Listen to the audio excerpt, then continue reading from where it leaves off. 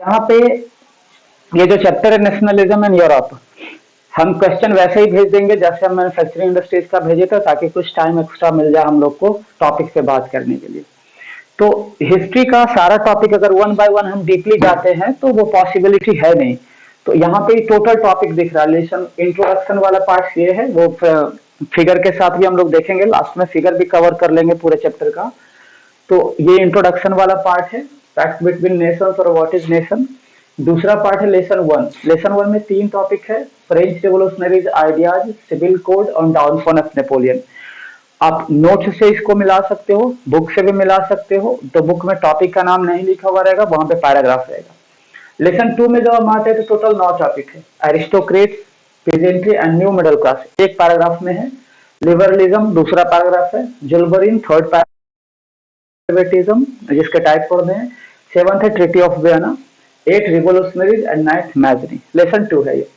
फिर में total 9 topic यहाँ भी है। लेसन 2 और 3 ही मेन टॉपिक है इसका। जुलाई रिवॉल्यूशन ऑफ 1830 फ्रांस वाला। ग्रीक वॉर ऑफ इंडिपेंडेंस वो ग्रीस वाला। रोमांटिक इमेजिनेशन जिसका अलग अलग पार्ट्स हम लोगों को देखना है। फिर केस ऑफ पोलैंड। फिर हंगर हार्डशिप जिसको हम काउजेज ऑफ 1848 का रिवॉल्यूशन भी कह सकते हैं। ये वाला जो 1830 और 1840 मैच कर रहा है यहाँ पे। 1789 यहाँ पे है, इसमें 1789 से 1815 तक, और फिर 1830 यहाँ, 1845 यहाँ पे फ्रांस का कहानी। 6 सिलेसिया इंसिडेंट वही पेरिस वाला। 7 revolution of liberals. 8 Frankfurt parliament. 9 role of women. Lesson 3 हो गया। 4 में यूनिफिकेशन है, जिसे रटना है। यूनिफिकेशन के सारे नाम को रटना है, कोशिश करना है कि वो उसका हर एक चीज रट जाए, क्योंकि ये बहुत ही इंपॉर्टेंट टॉपिक है। तीनों में से एक रहना ही रहना है इस साल। यहाँ पे लेसन 3 तक का बात हम किए थे कि लेसन 3 में 9 टॉपिक है, लेसन 2 में भी 9 टॉपिक है। तो ये दोनों टॉपिक इस चैप्टर का काफी इंपॉर्टेंट है, लेसन ये दोनों। फिर लेसन 4 का जब हम बात कर रहे थे तो हम बता रहे थे कि लेसन 4 में यूनिफिकेशन को रट जाना है। उसका नाम जैसे सपोज दैट अगर मान लो हम जर्मनी में चल रहे हैं तो Junkers, Bismarck, France, Denmark, Russia, काजर 21, hall of mirror, palace of Versailles, ये सारे वर्ड जो है ना वो रट जाना है। उसी तरह से जब इटली में जा रहे हैं तो Sardinia, Piedmont, Bourbon dynasty of Spain, Austrian Habsburg empire, Victor Emmanuel II, Sardinia, Piedmont, count Cavour, Mazzini, Garibaldi 1861, ये सारे वर्ड्स इससे रिलेटेड है, इटली से रट जाना है। ऑस्ट्रियन जब केस ऑफ ब्रिटेन में जा रहे हैं तो यहाँ भी नाम है, नाम जैसे है English, Scot, Irish, act of union 1688, constitutional monarchy. फिर बोल्फस्टोन 1798, 1801 का unification, Great Britain of United Kingdom of Great Britain. उसके बाद अगला पार्ट है इसमें नेशनल एंथम, लैंग्वेज, ये सब पार्ट जो है ना, गॉडशिप्स और नोबेल किंग्स या इंग्लिश या फिर यूनियन जैक, ये जो जो वर्ड हम अभी इन तीनों से रिलेटेड बोले वो समझना कम है, उसको रट जाना है। और बहुत ही इंपॉर्टेंट है, इसको रटिए, इससे एक क्वेश्चन रहेगा। और ये चैप्टर इतना ज्यादा इंपॉर्टेंट है कि इससे लगभग 10 नंबर का क्वेश्चन हर साल रहता है। तो आपको ये पूरा चैप्टर जो है ना पूरा एकदम स्वाहा कर देना है, उसको लटकाना नहीं, आज या कल 2 दिन में मिला के कर देना है। लेसन 5 में आ जा रहा है, जो यहाँ पे बस एक एलॉगोरी है। ये सिंबल्स एंड इट्स मीनिंग तो अलग चीज है, जैसे यहाँ पे हम देख सकते हैं इसका, एक सेकेंड वेट करो। हाँ, ये वाला जो पार्ट यहाँ पे दिख रहा है सिंबल्स एंड इट्स मीनिंग, तो इसको आप चाहो तो रट सकते हो, ये वाला जो सिंबल एंड इट्स मीनिंग है। और नहीं तो आप इग्नोर भी करोगे चलेगा। अच्छा, वो लाइट आ जा रहा है ऊपर से, हम समझ में आ गया, ये जो लाइनिंग है ना, यही दिक्कत क्रिएट कर रहा है। ऐसे तो आता नहीं था, पता नहीं आज क्यों हो रहा है।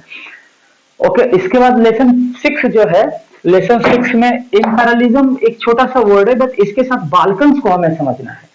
तो ये 6 लेसन है जिसमें बहुत सारे ग्लॉसरी हैं, यहीं पे हम लिख दिए हैं ग्लॉसरी हैं, जैसे एब्सोल्यूटिज्म है, प्लेबिसाइट है, कंजर्वेटिज्म है, फेमिनिस्ट है, अलगोरी है। तो जो जो ग्लॉसरी टाइप का वर्ड बन रहा है वो भी रट जाना है। क्या क्या हम रटने के लिए बोले, आप लोग एक बार फिर से ध्यान दीजिए। पहला वर्ड बोले कि यूनिफिकेशन से रिलेटेड जितने नाम है उसको रट जाइए। दूसरा बोले जो जो ग्लॉसरी आ रहा है इस चैप्टर में उसको रट जाइए। इतना आप कर दिए ना तो 50% चैप्टर स्ट्रॉन्ग। 50% को ओवरऑल समझ जाना है, और उसको उस पर रिलेटेड कुछ क्वेश्चन हम देंगे, वैसे जैसे आपको भेजे थे मैन्युफैक्चरिंग इंडस्ट्रीज का, आज कोई और स्टूडेंट देख करके भेज देगा ग्रुप में।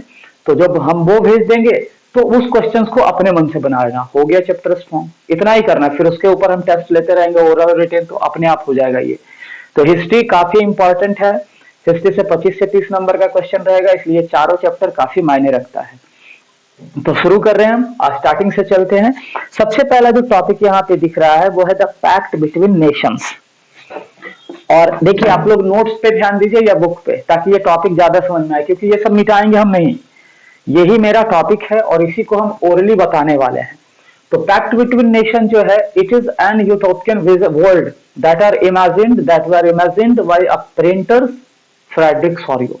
फ्रेडरिक सोरियो ने एक दुनिया को इमेजिन किया जिसका उसने नाम दिया, उस प्रिंट का नाम रखा गया द पैक्ट बिटवीन नेशंस। जो ये फिगर है, आपके पास भी फिगर है बट हम स्क्रीन पे भी ला दे रहे हैं, अगर आप बुक लेकर नहीं बैठे हो तो ये फिगर है जिसका नाम यहाँ पे देखो लिखा हुआ है द पैक्ट बिटवीन नेशंस, ये है नाम। बट इस नेशंस में, इस फिगर में जो दुनिया दिखाई गई ना, उस दुनिया का नाम है एंड द सोशल रिपब्लिक। ये उस दुनिया का नाम है जो इसमें दिखाई गई है। आप कंफ्यूज नहीं होइएगा, ये जो पेंट है, इस पेंट का नाम है the pact between nation, but इस पेंट में जो दुनिया दिखाई गई उस दुनिया का नाम रिपब्लिक, जिसका नेचर है यूटोपियन वर्ल्ड, मतलब एक काल्पनिक दुनिया। तीन देखो अलग अलग शब्द हम बताए, पैक्ट बिटवीन नेशन इस प्रिंट का नाम, इसमें जो दुनिया है उसका नाम है the democratic and social Republic, और ये जो दुनिया है ये इमेजिनरी है, इसलिए इसको यूटोपियन वर्ल्ड्स का भी नाम दिया गया। अब इस प्रिंट से रिलेटेड कुछ बातें हैं जो आपको याद रखनी होंगी, कुछ फीचर्स। जैसे फीचर्स आपको फिगर से ज्यादा बेटर समझ में आएगा। सब लोग यहीं पे आइए वापस। देखिए सबसे पहला यहाँ फीचर्स इस पेंट का बन रहा है the long chain of people. दूसरा बन रहा है बेस्ट ऑन द ग्राउंड, यहाँ पे जमीन पे जो कचरा है ये waste on the ground. Third feature है Statue of Liberty holding two things, left hand में टॉर्च ऑफ एनलाइटनमेंट है, राइट हैंड में यहाँ पे चार्टर राइट्स है। ये तीन फीचर हो गया, long chain of people, best on the ground and Statue of liberty.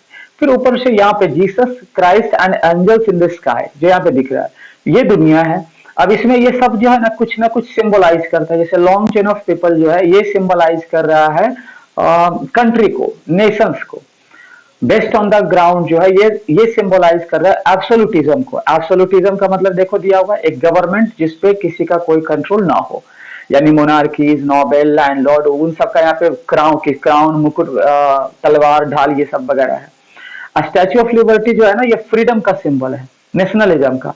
जो भी कंट्री यहाँ पे आ रहा है, होमेज कर रहा है मतलब प्रेयर कर रहा है और आगे क्रॉस कर जा रहा है, मतलब वो इंडिपेंडेंट नेशन बन गया। तो इसके हाथ में टॉर्च ऑफ एनलाइटनमेंट है जो ज्ञान का प्रतीक है। ये चार्टर राइट्स है जो लोगों के राइट्स का और लॉ का प्रतीक है। फिर ये एंजल और क्राइस्ट जो है ना, इमेजिन, अच्छा ये दुनिया है।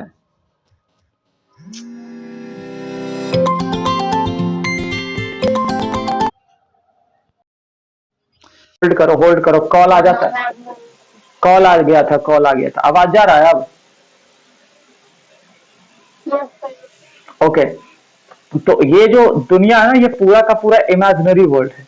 अब इस इमेजिनरी वर्ल्ड को ही नाम दिया फ्रेडरिक सोरियो ने the democratic and social Republic. अब देखो इस फिगर को हम ओरली समझाते हैं। ओरली में यहाँ क्या समझ में आ रहा है कि ये जो प्रिंट है, इस प्रिंट में 4 मेजर थीम्स है। Long chain of people, note से आप मिलाइए। दूसरा बेस्ट ऑन द ग्राउंड, तीसरा स्टैच्यू ऑफ लिबर्टी एंड चौथा Jesus Christ and angels in the sky. That symbolises many things, अलग अलग थिंग्स को वो सिंबलाइज कर रहा है। और इसी थीम में एक दुनिया को दिखाई गई जिसको कहा गया नेशंस। तो नेशंस 3 तरह से यहाँ पर डिफाइन होंगे, आपको ध्यान रखना है 3 तरह से कैसे। सबसे पहले तो नेशन को आप चाहो तो अपने लैंग्वेज में डिफाइन करो, या जो अर्श रेनन है उसकी भाषा में डिफाइन कर दो। दूसरा है नेशन स्टेट, दूसरा वर्ड है नेशन स्टेट, एंड तीसरा वर्ड है मॉडर्न स्टेट। तीसरा वर्ड है मॉडर्न स्टेट, और एक और वर्ड बनता है multi dynastic state. Multi dynastic state, ये देखो स्टेट को 4 तरह से बताया हमने। पहले नेशंस, तो नेशंस को एक सिंबल वर्ड में बोलोगे, एक boundary, a territory under which people share common identity, common culture, common religion, common language, etc. ये अपना भाषा है। बट अर्नस्ट लेनिन क्या बोलता है, long chain sorry long history of past culmination endeavours sacrifices etcetera, वो अर्नस्ट लेनिन का है। तो ये नेशन का परिभाषा है कि एक बाउंड्री में रहने वाले लोग अगर एक ही तरह के कल्चर, लैंग्वेज, एथनिसिटी या दूसरी चीजों को शेयर कर दे तो उस बाउंड्री को नेशन बोला जाएगा। फिर यहाँ पे नेशन स्टेट, तो वो जो टेरिटरी बन रहा है अगर उसका कोई पर्टिकुलर नाम हो गया तो वो नेशन स्टेट कहा जाएगा और इसका बुक में और नोट्स में डेफिनेशन होगा। अब तीसरा में हम आ जाते हैं मॉडर्न स्टेट, जो आज का स्टेट है जहां पे हर चीज मॉडर्न है, आर्मी मॉडर्न है, एडमिनिस्ट्रेटिव मॉडर्न है, इकोनॉमी मॉडर्न है, वो सब मॉडर्न स्टेट की लिस्ट में आ जाएगा। मल्टी डायनेस्टिक स्टेट, जब कोई एम्पायर होता था, राजा होता था और राजा के अंदर बहुत सारे स्टेट्स कंबाइन होते थे तो जो क्षेत्र बनता था उसको मल्टी डायनेस्टिक स्टेट्स कहा जा रहा है। तो स्टेट से रिलेटेड 4 तरह के वर्ड्स हमने बताया, Nations, nation state, modern state and multi dynastic state. तो ये था इंट्रोडक्शन वाला पार्ट जो क्लियर हो गया। अब हम लोग चलते हैं लेसन 1 की तरफ, बट लेसन 1 से पहले एनी डाउट इन दोनों से रिलेटेड किसी का? मल्टी डायनेस्टिक स्टेट्स को, ओके, मल्टी डायनेस्टिक स्टेट्स जो डाउट है यहाँ पे, ये क्या बोल रहा है, एक एम्पायर है, सपोज करो एक एम्पायर पटना है। अब पटना के अंदर क्या हो रहा है ना, कंकड़बाग, हनुमान नगर, बेली रोड सिटी या दूसरे जो है ना अलग अलग स्टेट है, बट वो सबको मिला के एक ही राजा शासन कर रहा है। तो वो पूरा पटना जो हो गया ना वो एक डायनेस्टिक एम्पायर हो गया। तो ऐसे छोटे छोटे राज्यों को कंबाइन करने के बाद जो राज्य बन रहा है उसको मल्टी डायनेस्टिक स्टेट का नाम दिया गया यहाँ पे। ये पहले यूज होता था, अब नहीं यूज होता है, 18th सेंचुरी से पहले यूरोप में यूज होता था। और किसी का कोई डाउट? ऐसे ये सारे वर्ड्स अगर आपके नोट्स में है तो आप वहां से रिवाइज कर सकते हो, फिर क्वेश्चंस में हम लोग चलेंगे। हम चलते हैं लेसन 1 पे। लेसन 1 में 3 टॉपिक है, French revolutionaries idea, civil code, Napoleonic code of 1804 and downfall of Napoleon. But पहले इसको देखते हैं। इसको टॉपिक पे जाने से पहले आप बैकअप समझिए कहानी का। 1789 में फ्रांस में रिवॉल्यूशन हुआ। रिवॉल्यूशन में क्या हुआ था आप इस चीज को पहले समझिए। रिवॉल्यूशन से पहले, यानी अगर हम फ्रांस का कहानी देखते हैं और फ्रांस का कहानी देखते हैं बिफोर 1789, मतलब हम 1789 से पीछे जाते हैं। अगर सपोज करो कि हम 1789 का अगर कहानी को इमेजिन करें तो पाएंगे कि 1789 से पहले फ्रांस में मोनार्की चल रही थी, वहां पे लुई 16 शासन कर रहा था। फिर क्या हुआ, मोनार्की और लुई 16 को हटा के उसके जगह पे शासन आ गई नेशनल असेंबली का। इतना ही कहानी हुआ जिसको रिपब्लिकन सिस्टम कहा गया। वंस अगेन रिपीट कर रहे हैं, फ्रांस के अंदर मोनार्की चल रही थी, मोनार्की को हटा के उसके जगह पे रिपब्लिकन सिस्टम आया जहां पे नेशनल असेंबली ने शासन करना शुरू किया। National assembly means the parliament of today's world. आज के समय का जो पार्लियामेंट है उस समय नेशनल असेंबली बोल दो, सिंपल सा भाषा में। तो जब फ्रांस में रिवॉल्यूशन हुई तो रिवॉल्यूशन के बाद रिवॉल्यूशन से रिलेटेड या नेशन से रिलेटेड या नेशनलिज्म से रिलेटेड आइडियाज को समझाने के लिए फ्रांस के लोगों ने बहुत तरह के आइडियाज का उपयोग किया और उन्हीं आइडियाज को यहाँ पे बना हुआ पॉइंट्स हेडिंग, जैसे आइडिया सपोर्टेड, रिपीट कर रहे हैं 2-4 idea. Idea of law participation, idea of constitution, idea of tree colour, idea of French language, idea of replacing state general into national assembly, the idea of single administrative system, idea of single measurement system. मतलब अलग अलग ideas लाए गए और ये ideas वो थे जो लोगों को रियलाइज करवा सके कि आप किसी राजा के अंडर में नहीं हो बल्कि आप एक बाउंड्री में रह रहे हो जिसे हम देश कहते हैं। और इन सारी चीजों से लोग फील करने लगे। सपोज करो कि अगर हमारे सामने तिरंगा ला रहा है तो हम अपने कंट्री को फील कर रहे हैं, लेकिन अगर हम लोग को लेके आ रहा है तो हम तो भाई मगध एम्पायर को फील करेंगे, हम अपने कंट्री इंडिया को नहीं फील करेंगे। अपने सामने अगर नेशनल एंथम बजता है तो हम अपने भारत को इमेजिन कर रहे हैं, बट अपने सामने क्या किया जाए ना कि पार्टिकुलरली साउथ इंडिया का या कोई किसी एक क्षेत्र का गाना बजाए तो बस उसी बाउंड्री को फील करेंगे। तो पूरे लिए जिन जिन उपाय का सहारा लिया गया फ्रांस के रिवोल्यूशनरीज के माध्यम से, उन्हें यहाँ पे फ्रेंच रिवोल्यूशनरीज आइडियाज कहा गया। 1789 के बाद जब हम 1804 में आते हैं तो हम क्या देखते हैं कि यहाँ पे शासन शुरू हो गया था नेशनल असेंबली का। इसी स्टेप में यहाँ पे शासन शुरू हो गया था नेशनल असेंबली का, बट इसी नेशनल असेंबली को सपोर्ट करके नेपोलियन क्या किया, अगला रूलर बन गया 1804 में और वो अगला एम्परर बना। अब उसने एम्परर बनने के साथ ही क्या किया, एक लॉ इंट्रोड्यूस किया जिसको सिंगल एडमिनिस्ट्रेटिव सिस्टम भी कह सकते हो या फिर यूनिफॉर्म सिविल कोड भी कह सकते हो। एक जैसा कानून सबके लिए लेके आ गया, जिसे यहाँ पे सिविल कोड का नाम दिया गया, ये नेपोलियनिक कोड का नाम दिया गया, जिसमें 3 चीजें मेजर थी। मिलाओ नोट से। पहला, evolution of privileges based bye birth, इसको हिंदी में कहते हैं जन्म सिद्ध अधिकार, जन्म से जो अधिकार मिल जाए। दूसरा, राइट टू प्रॉपर्टी, एंड तीसरा, equality of all before law, सब लोग कानून के सामने बराबर है। तो ये 3 लॉ हो गया, right to property, equality of all और प्रिविलेजेस एबोलिश्ड बाय बर्थ। इसको जो कहेंगे ना हम, सिविल कोड का मेजर पार्ट था, बट कुछ माइनर पार्ट्स थे, जैसे गिल्ड सिस्टम को हटा देना, इसके अलावा ट्रांसपोर्टिंग को सुधार देना, ये सिविल कोड को दूसरे कंट्री पहुंचाना, ये सब उसके छोटे छोटे लॉ थे। तो इस तरह से सिविल कोड को इंट्रोड्यूस करके नेपोलियन पूरे फ्रांस का पॉपुलर किंग बन गया, पॉपुलर एम्परर, सब सपोर्ट करने लगे। और इसके बारे में कहा गया कि इसने डेमोक्रेसी को खत्म भी किया और दूसरी ओर एम्परर के रूप में शासन भी किया, यानी डेमोक्रेसी था, ऐसा कह सकते हो, king of a democratic country, और लोग इसको सपोर्ट भी कर रहे थे। बट ये बहुत पॉपुलर हुआ, अपने आइडियाज को आर्मी की मदद से दूसरे कंट्रीज में पहुंचाने लगा, जिससे नेपोलियन ने दूसरे कंट्री पर अटैक किया। इसकी सेना जब दूसरे कंट्री में जाती थी तो इसको हार्बिंगर्स ऑफ लिबर्टी कहते थे, आजादी का अग्रदूत। इनकी सेनाओं को, जैसे वर्सोवा, मिलान, मेंज, स्विट्जरलैंड, इन सारे देश शहरों में इनके आर्मी को यह नाम दिया जाता था। बट इनकी आर्मी की हरकतें और नेपोलियन के कुछ स्टेप्स ने क्या किया, नेपोलियन को डाउन कर दिया। तो कैसे नेपोलियन को डाउन किया, उससे रिलेटेड कुछ पॉइंट्स हैं बुक में, आप बुक पे देख सकते हो।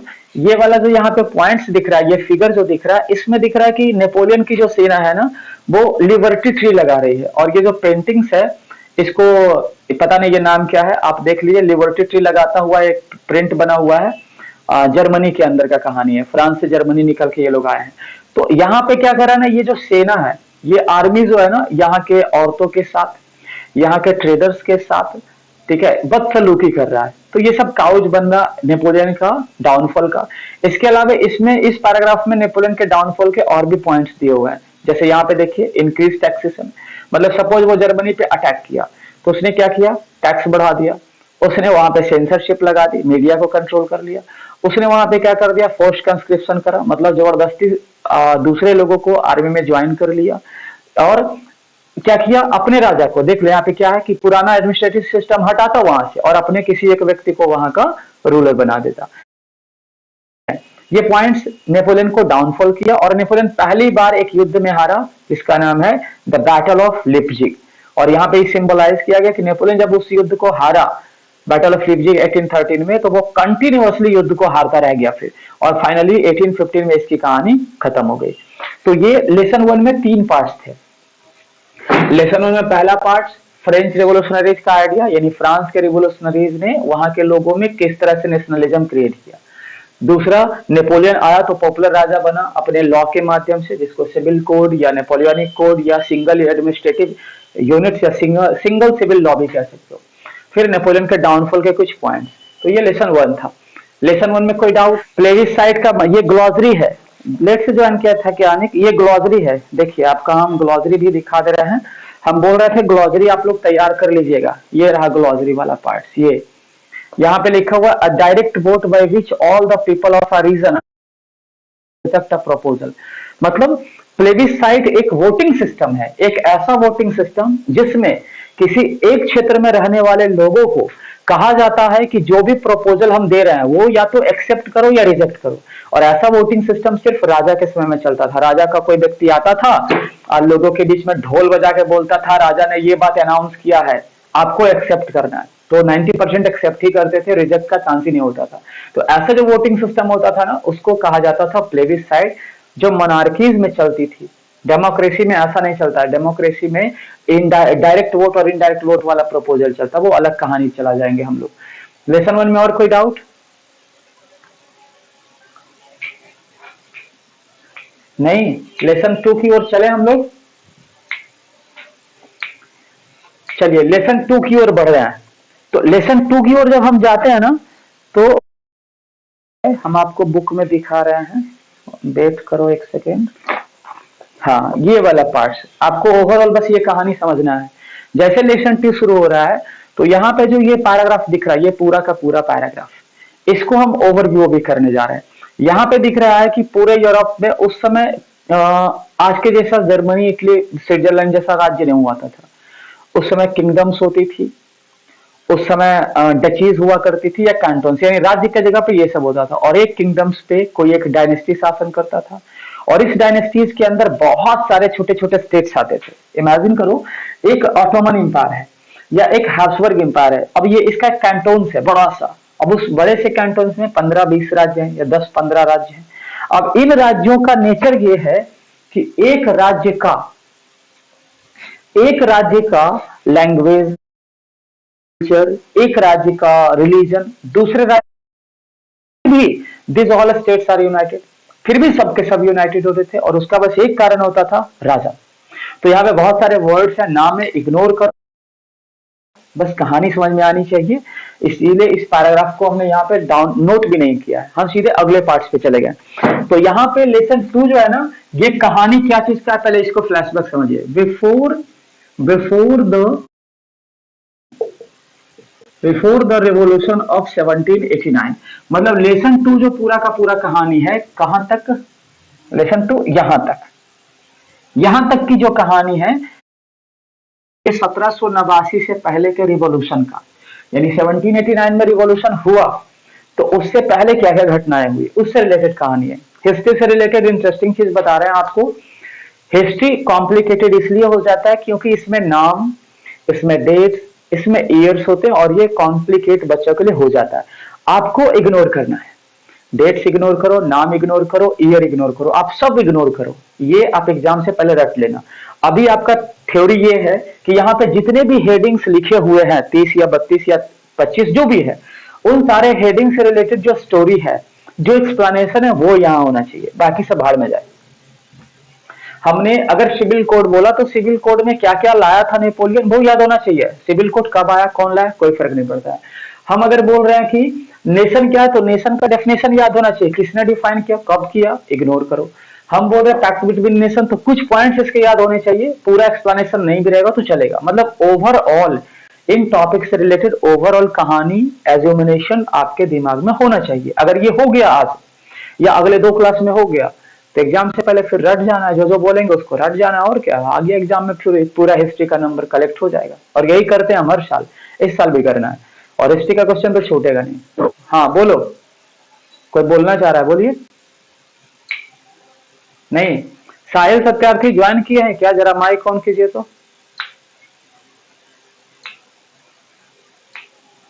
साहिल सत्यार्थी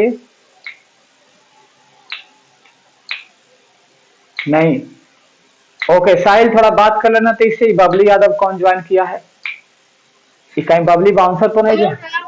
अच्छा तुम हो, हम कौन है जी, नाम बोलो। हमारे पास भी मोबाइल नहीं, दूसरे हाथ में। खुशी, अच्छा खुशी कौशल, हमको लगा कौन ज्वाइन कर गया है। की ओर बढ़ता है। लेसन 2 का फ्लैशबैक स्टोरी हम लोग को समझ में आ गया कि ये 1789 में जो राजा का सिस्टम का अंत हुआ बहुत स्ट्रॉन्ग तरीके से, उसके अंत होने के पीछे का कारण क्या था वो हम समझ रहे हैं। तो हम देख रहे हैं कि पूरा यूरोप का जो सोसाइटी है वो राजा बांध के रखा है, राजा कंट्रोल कर रखा है। तो पूरा यूरोपियन सोसाइटी को 3 पार्ट में बांटा गया, यहाँ पे 3 पार्ट बना हुआ है, बट इसको भी इग्नोर कीजिए। पूरा यूरोपियन सोसाइटी 2 ही पार्ट में बटा हुआ है, एक का नाम है एरिस्टोक्रेट्स, दूसरे का नाम है पीजेंट्री। एरिस्टोक्रेट्स और पीजेंट्री को ओवरऑल कॉमन वे में कंपेयर करते हैं, आप वहीं से ध्यान दीजिएगा। एरिस्टोक्रेट्स वेर द माइनॉरिटीज, इनकी संख्या 10% थी, ये कम संख्या में थे। पीजेंट्री वेर द मेजोरिटी 90%, पूरे यूरोप में मेजोरिटी में पीजेंट्री थे। तो आपको पीजेंट्री मतलब ये नहीं समझना है कि किसान, आपको कैसे समझना बता रहा है। एरिस्टोक्रेसी के एग्जांपल्स में नोबेल आ गया, किंग्स आ गया, लैंडलॉर्ड्स आ गए, क्लर्जीज आ गए, वो चर्च के मेंबर्स आ गए, दिस ऑल आर एरिस्टोक्रेट्स। जबकि पीजेंट्री में सब आएंगे, पीजेंट भी आएंगे, टीनेंट भी आएंगे, लैंडलेस लेबर भी आएंगे, कैजुअल लेबर भी आएंगे, छोटे मोटे बिजनेस क्लास जो है वो भी आएंगे, ये सब पीजेंट्री है। ऐसा नहीं पीजेंट मतलब सिर्फ खेती करने वाला, सब आ रहे हैं इसमें, छोटे छोटे लेवल वाले। ये पहला अंतर। सेकेंड डिफरेंस क्या, एरिस्टोक्रेसी जो है ना वो, इनके पास खूब संपत्ति है, गांव में भी संपत्ति है, शहरों में भी संपत्ति है, बहुत सारा संपत्ति को एंजॉय कर रहे हैं, क्योंकि प्रॉपर्टी रखने का अधिकार सिर्फ इनके पास है। इनके पास संपत्ति है ही नहीं, ये उनके खेतों में काम कर रहे हैं, एरिस्टोक्रेट्स के खेत में, बिकॉज इनको संपत्ति रखने का भी अधिकार नहीं। बहुत इंटरेस्टिंग पॉइंट है। जमीन खरीदने का और जमीन का मालिक होने का अधिकार इनको है, सिर्फ इनको नहीं है, ये जमीन रख ही नहीं सकते हैं, इसीलिए तो नेपोलियन लेके आया था राइट टू प्रॉपर्टी। दो अंतर हो गया। तीसरा डिफरेंस, ये बहुत पावरफुल होते थे और पावरफुल होने के पीछे ये एक राज्य का एरिस्टोक्रेट दूसरे राज्य के एरिस्टोक्रेट से मैरिज अलायंस बना लेता था, विवाह कर लेता था, जिससे इनका पोजीशन और स्ट्रांग हो जाता था। बट ये अपने क्षेत्र में ही रहते थे और अपने ही क्षेत्र में रह करके सीमित रहते थे, तो इससे ये भी तीसरा कंपैरिजन हो गया। कंपैरिजन नंबर 4, इनका कॉमन वे ऑफ लाइफ था, मतलब एरिस्टोक्रेट्स पूरे यूरोप में कहीं भी आप मिलो, ऑस्ट्रिया का, पोलैंड का, स्विट्जरलैंड का, किसी भी राज्य के एरिस्टोक्रेट से मिलो, सबका जीवन जीने का शैली एक जैसा, सब कपड़ा एक जैसा पहनते थे, उनका लाइफ स्टाइल एक जैसा था, वो बड़े बड़े महलों में रहते थे, वो कॉमन वे ऑफ लाइफ था। बट इनका रीजनल था, जैसा क्षेत्र वैसी भाषा वैसा भेष। फिर अगला, ये जो थे ये अपना डोमिनेंस दिखाने के लिए, अपना प्रभाव दिखाने के लिए फ्रेंच बोला करते थे एरिस्टोक्रेट्स, बट पीजेंट्री रीजनल भाषाएं बोलते थे। जैसे ओवरऑल ऑल इंडिया में अगर देखा जाए तो सब लोग इंग्लिश बोलेगा तो ठीक है, ठीक ठाक है, पढ़ल लिखल है, लेकिन अगर भोजपुरिया बोल दिया तो गवार बोल देंगे उसको, मगधी बोल दिया गवार बोल देंगे उसको। तो ये नहीं होना चाहिए। जैसे सपोज दैट, कल एक इंटरेस्टिंग कहानी है, हम संडे को संडे मंदिर जाते हैं, तो हम मंदिर में क्या करते हैं, हमारा अपना खुद का वेशभूषा होता है, तो हम गए तो वहां पे जब पूजा हो गया ना तो ठंडा लग रहा था, तो हमने क्या किया, मुफलर को ऐसे करके, और जो जादव जी होता है ना गुब्बारा, वैसे बांध के खींच ले यहाँ पे। अब जब वो जहाँ पे नाश्ता करवाया जा रहा था रेस्टोरेंट में, वहां पे खा रहे थे, तो दो चार लड़कियां और औरतें हमको बड़ी अजीब तरीके से घूर रही थी, उसको लग रहा था कितना गंवार है, और वैसा लुक हम बनाए हुए भी थे, तो वो लोग हमको घूरे जा रहे थे लगातार। हम वेट कर रहे थे कि हमको बस टोक दे, टोके उसको फिर बताते कि कितना गंवार है, बट कोई टोका नहीं। फिर बाइक भी बोले तो नहीं हटा, वैसे ही आ गए, घर भी आ गए। तो यहाँ पे ये बता रहे हैं कि इनकी जो भाषाएं होती है ना वो रीजनल होता है और उनका वही पहचान होता है। वो बोल दोगे ना तो उससे डोमिनेंसी नहीं झलकेगी, उससे डोमिनेंसी नहीं झलकेगा, लोग आपको डाउनफॉल करके देखेंगे। लेकिन वही पे सूट बूट पहन लो, थोड़ा जूता चला लो, थोड़ा टाई लगा लो, थोड़ा हेयर कट स्टाइल अच्छा कर लो, फिर उसके बाद देखो लोग कहेंगे ये सब है। तो सेम यहाँ भी है कि एरिस्टोक्रेट्स अपना प्रभाव दिखाने के लिए बोल रहा है फ्रेंच, और ये अपना बेचारा रीजनल भाषा बोल रहा है। तो ये इन दोनों में डिफरेंस है, 5 से ज्यादा डिफरेंस हमने लगभग बताया। अच्छा, और भी है, ये रूलिंग क्लास थे, यही शासन कर रहे थे, ऑफिसर्स भी यही, आर्मी भी यही, रूलर्स भी यही, चर्च भी यही, ये लोग रूल्ड क्लास थे, इन पे शासन होता था, खेती भी यही करेंगे, मजदूरी भी यही करेंगे, बिजनेस भी यही करेंगे और इनके दबाव में रहेंगे, ये अंतर था। बट इन दोनों के बीच में से एक नए क्लास का जन्म हुआ जिसका नाम रखा न्यू मिडिल क्लास, और इन्होंने इन न्यू मिडिल क्लास जो थे इस तरह के सिस्टम पे आवाज उठाया। तो न्यू मिडिल क्लास को पहले कौन थे, पहले ये समझते। न्यू मिडिल क्लास को दो पार्ट्स में बांटा गया, प्रोफेशनल, बिजनेस क्लास। प्रोफेशनल्स में डॉक्टर, टीचर, इंजीनियर, लॉयर्स वगैरह, बिजनेस क्लास में इंडस्ट्रियलिस्ट, शॉपकीपर्स वगैरह। अब ये लोग आए कहां से, यहाँ तो दो ही सोसाइटी है, फिर ये कहां से आ गए। तो इसका आने का सबसे बड़ा कारण माना जाता है इंडस्ट्रियल रिवॉल्यूशन। इंग्लैंड में इंडस्ट्रियल रिवॉल्यूशन हुआ, नई नई फैक्ट्रियां आई, तो फैक्ट्री में काम करने वाले एक नया क्लास ही बन गया जो इंडस्ट्रियलिस्ट थे, और ये इंडस्ट्रियलिस्ट न्यू मिडिल क्लास थे।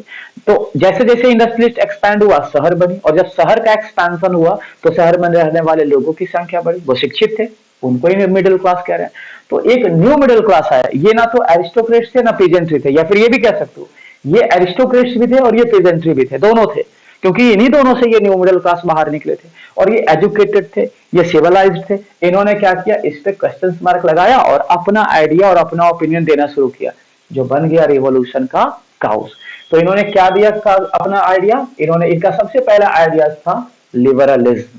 तो लिबरलिज्म बहुत इंटरेस्टिंग पार्ट है इस चैप्टर का, इसको इंपॉर्टेंट वाले टॉपिक में भी डाल दो, ये आप ज्यादा कॉन्सेंट्रेट करोगे तो हो सकता है एग्जाम पर्पज से ये बहुत बेनिफिशियल हो। तो आज हम यहां तक अभी आए हैं, यहां तक वाले पार्ट्स में आए हैं।